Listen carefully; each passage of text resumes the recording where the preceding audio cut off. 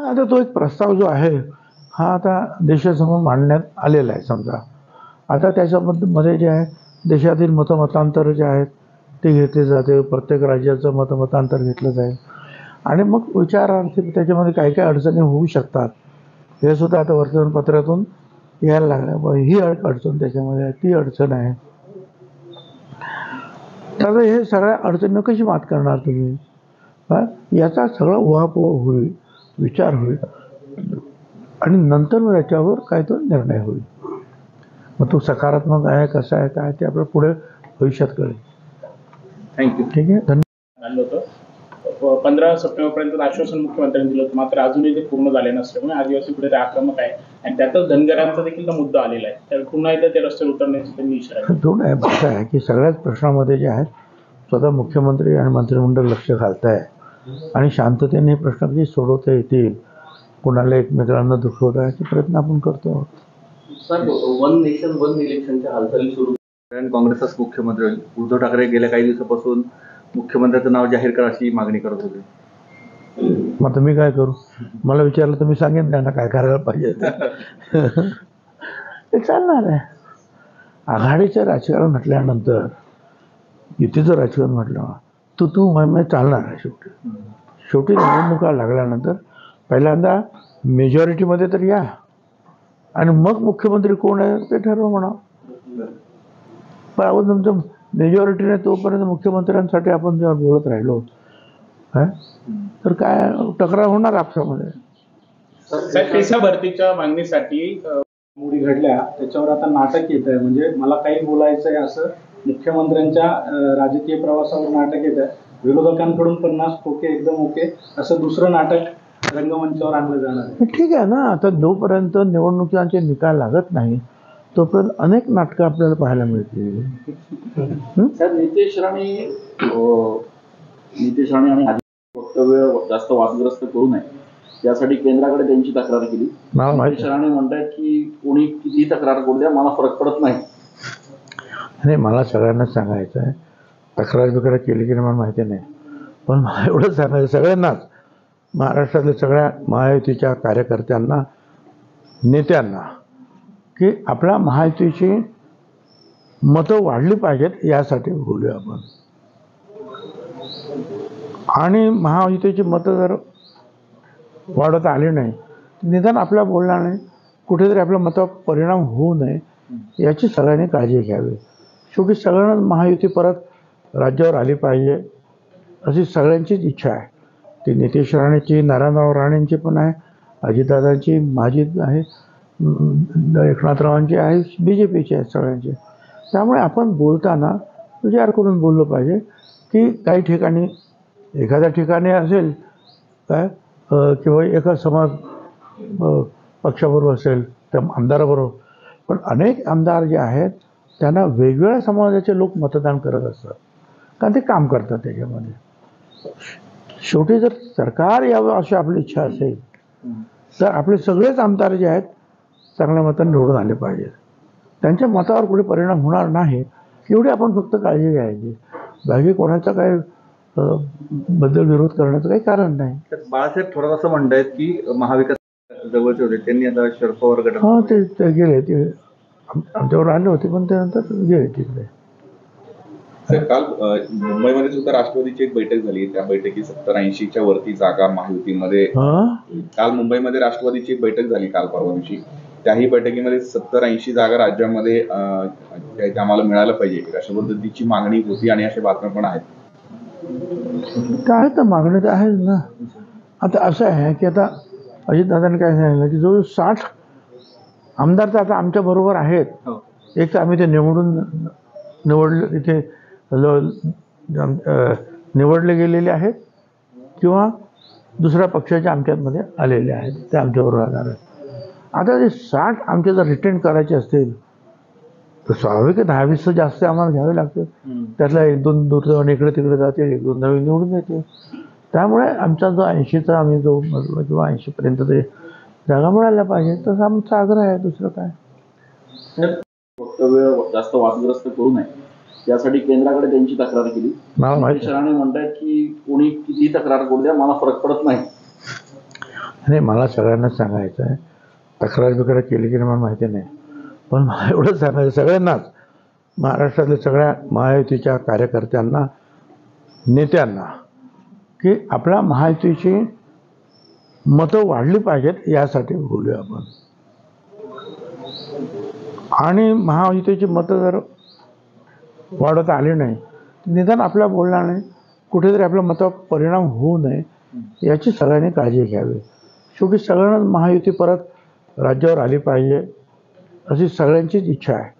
ती नितेश राणेची, नारायणराव राणेंची पण आहे, अजितदादांची, माझी आहे, एकनाथरावांची आहे, BJPची आहे, सगळ्यांची. त्यामुळे आपण बोलताना विचार करून बोललं पाहिजे की काही ठिकाणी एखाद्या ठिकाणी असेल काय किंवा एका समाज पक्षाबरोबर असेल त्या आमदाराबरोबर, पण अनेक आमदार जे आहेत त्यांना वेगवेगळ्या समाजाचे लोक मतदान करत असतात, कारण ते काम करतात त्याच्यामध्ये. शेवटी जर सरकार यावं अशी आपली इच्छा असेल तर आपले सगळेच आमदार जे आहेत चांगल्या मताने निवडून आले पाहिजेत. त्यांच्या मतावर कुठे परिणाम होणार नाही एवढी आपण फक्त काळजी घ्यायची. बाकी कोणाचा काय बद्दल विरोध करण्याचं काही कारण नाही. बाळासाहेब थोरात असं म्हणतायत की महाविकास जवळचे होते, त्यांनी आता शरद पवार गटात हां, ते गेले, ते आमच्यावर आले होते पण त्यानंतर गेले तिकडे. सर, काल मुंबईमध्ये सुद्धा राष्ट्रवादीची एक बैठक झाली. त्या बैठकीत 70-80च्या वरती जागा महायुतीमध्ये. काल मुंबईमध्ये राष्ट्रवादीची एक बैठक झाली काल परवा दिवशी. त्याही बैठकीमध्ये 70-80 जागा राज्यामध्ये आम्हाला मिळायला पाहिजे अशा पद्धतीची मागणी होती आणि अशा बातम्या पण आहेत. काय तर मागणी तर आहेच ना. आता असं आहे की आता अजितदादांनी काय सांगितलं की जो 60 आमदार तर आता आमच्या बरोबर आहेत. एक तर आम्ही ते निवडले तिथे निवडले गेलेले आहेत किंवा दुसऱ्या पक्षाच्या आमच्यामध्ये आलेले आहेत, ते आमच्याबरोबर राहणार आहेत.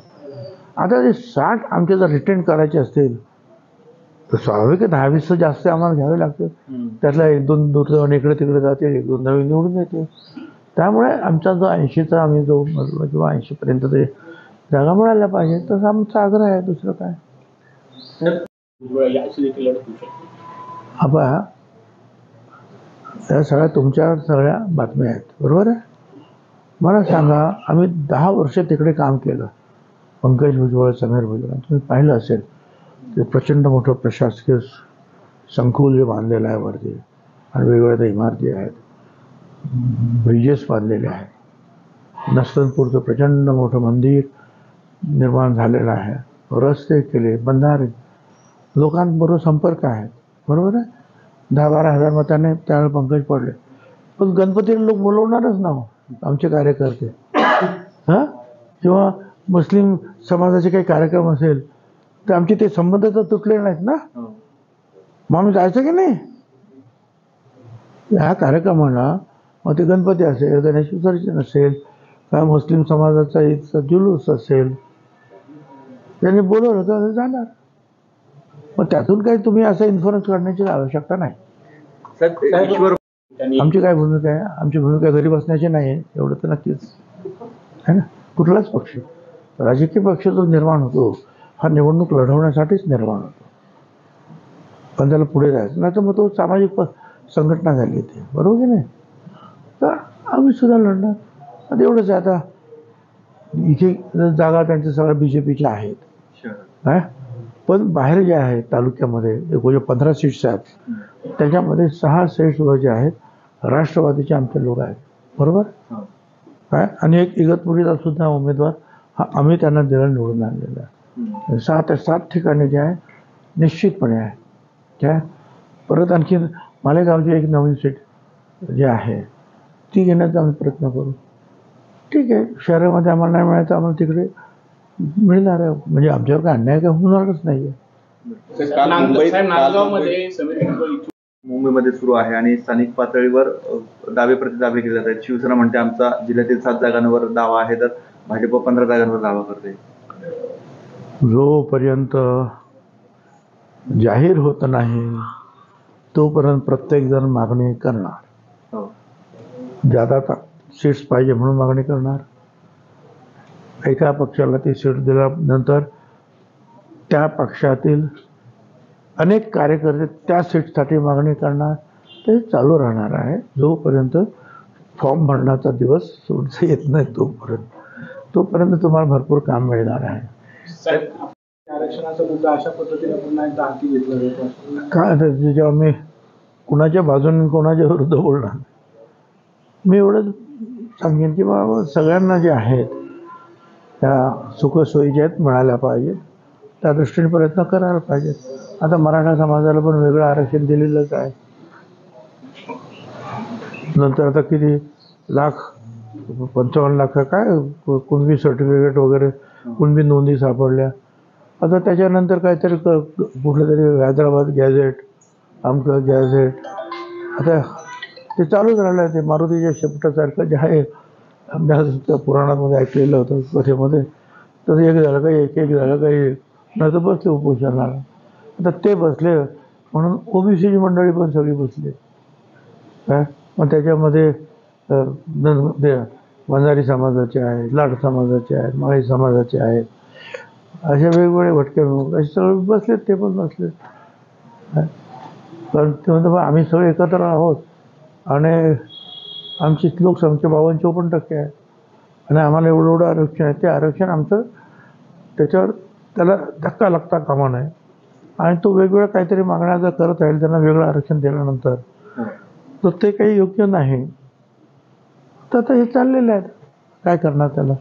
लोकशाही आहे, पुन्हा थांबू शकत नाही. पण चर्चेनं जे आहे ते प्रश्न काय असेल बघ. 2 दिवसापूर्वी बच्चू कडू असं म्हणाले की ओबीसी मध्ये 10% आरक्षण केंद्राकडून वाढवून घ्यावं आणि त्यासाठी छगन भुजबळांनी देखील प्रयत्न करावेत जेणेकरून हा प्रश्न मार्गी लागेल. माझं सुद्धा म्हणणं तेच आहे, वाढवा. किंबहुना माझं असं म्हणणं आहे की त्यांनी ते वाढवलेलं आहे.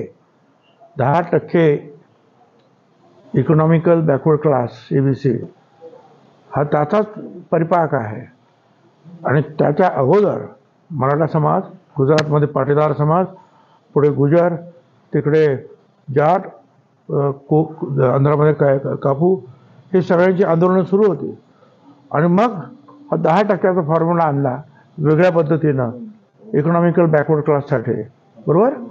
आणि त्याच्यानंतर गुजरातचे आंदोलन बंद झाले, जाट समाजाचे बंद, गुर्जर बंद, बापू बंद, सगळे. कारण त्याच्यामध्ये जे आहे त्यांना आरक्षण भरपूर मिळालं. महाराष्ट्रात सुद्धा 10% आरक्षण जे होतं त्याच्यामध्ये 8.5% फक्त एका मराठा समाजाचे लोक होते. खरं म्हणजे ते अतिशय चांगलं होतं. बाकी कोण जाणार आहे नोकऱ्या करायला, कोण का मारवाडी जाणार आहेत, मारवाडी बंधू जाणार तर काय, बाकीचं काय तर ब्राह्मण बंधू जे आहे ते थोडेफार जाणार. मग राहिलं कोण येतं मराठा समाज. 10% म्हणजे 8.5% ते सोडलं नाही. आम्हाला सगळं वेगळं आणखीन 10% दिलं.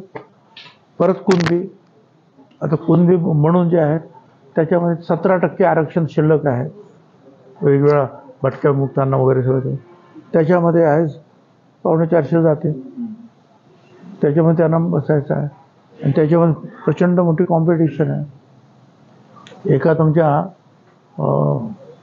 काय म्हणतात वृत्तवाहिनीने जे आहे तुमच्यापैकी त्या दिवशी चांगलं सांगितलं होतं, हे जे कट ऑफ पॉईंट्स वेगळ्या परीक्षेचे सांगितले होते त्याच्यामध्ये ओबीसीचा कट ऑफ पॉईंट आहे तो वरती होता, त्या मनाने EBCचा खालती होता आणि असे सगळे कट ऑफ पॉईंट होते थोडे. आता EBC तुम्ही सोडूनच दिलं कारण तुम्ही मराठा आरक्षण स्वतंत्र घेतलं काय. आता आणि परत तुम्ही तेही सोडून तुम्हाला OBC मध्ये यायचं आहे आणि OBC मध्ये ही कॉम्पिटिशन आहे. भटका विमुक्त समाजाचे लोक मुलं सुद्धा जे आहेत ते सुद्धा 2-4 मार्काने फक्त इकडे तिकडे कमी आहेत मेरिटमध्ये. म्हणजे स्वतंत्र एक होतं त्यांच्यासाठी कॉलम. ठीक आहे, आता त्याच्या मी जास्त काय बोलणार कारण ते उपोषण करते मग आमच्यापेक्षा जास्त जाणतात हुशार साहेब आहेत. निवडणुका जवळ आल्या तर त्यांचे दौरे पण निवडणुकापेक्षा जे आहे ना ते महाराष्ट्रामध्ये जे फार मोठे मोठे प्रोजेक्ट्स जे आहेत महाराष्ट्र सरकार आणि भारत सरकार यांच्या माध्यमातून जे आहेत घेतले जात आहेत. त्यामुळे त्या त्या ठिकाणी जाऊन जे विशेषतः जे काही खास असे जे आहेत जे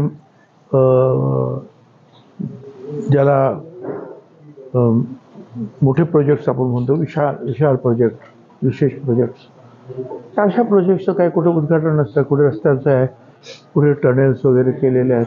अशा काही चांगल्या कामांच्या याच्यासाठी पंतप्रधान येतात म्हणजे आपणच त्यांना बोलवतो की बाबा या आणि तुमच्या हस्ते उद्घाटन. प्रत्येकाला वाटतं की राज्याचे मंत्री, मुख्यमंत्री, प्रधानमंत्री यावेत आणि आमच्या ह्या चांगल्या प्रोजेक्टचं उद्घाटन करावं, प्रत्येक जण वाटतं आणि मग ते वेळ काढून ते येतात.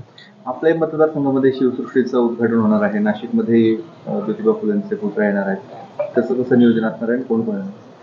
हो, आता शिवसृष्टीचं जे आहे ते काम बरंचसं जे आटोक्यात आलेलं आहे आणि महाराजांचा पुतळा वगैरे जे आहेत परवाच्या दिवशी तो नाशिकमधून रवाना होईल तिकडे आणि मग 2-3 दिवसामध्ये तो साधारणपणे 26 तारखेला त्याचं प्रतिष्ठापना करण्याचा विचार आहे. त्याच्यानंतरही ते काम चालू राहील, कारण तो पुतळा नेंद्र बसवताना 4 एकरमध्ये आहे ते. तिकडे सगळीकडे खाली फाउंटन्स तयार करायचे आहेत. आता ते जर मग तो ट्रक आणि ते क्रेन्स वगैरे जे ते आतमध्ये जाणारच नाहीत. त्याच्यामुळे ह्या सगळ्या याच्यामध्ये अगोदर पुतळा बसवून प्रतिष्ठापना करून मग उरलेलं ते काम जे काय राहील ते कामं घेऊन पुढे चालू ठेवू. पण महत्त्वाची जी मोठी कामं जी आहेत, बुरुज, दरवाजे आणि ते सगळं, ते फार मोठं काम ते बघितलं असेल ते पूर्ण झालेलं आहे. तर त्याचं हे होईल लॉन्चिंग जे आहे उद्घाटन 26 तारखेला. आणि हे जे आहे ते 22 तारखेचं होतं, परंतु तिघांची ज्या तारखा जुळेनात त्याच्यामुळे 28 तारीख आता त्यांनी सांगितलं की आम्ही 28ला तिघेजण येतो आहोत. ते मुख्यमंत्री आणि दोन्ही उपमुख्यमंत्री मुंबई नाक्याला महात्मा फुले आणि सावित्रीबाई फुलेंच्या पुतळ्याच्या उद्घाटनाचं ते काम पूर्ण झालेलं होतं.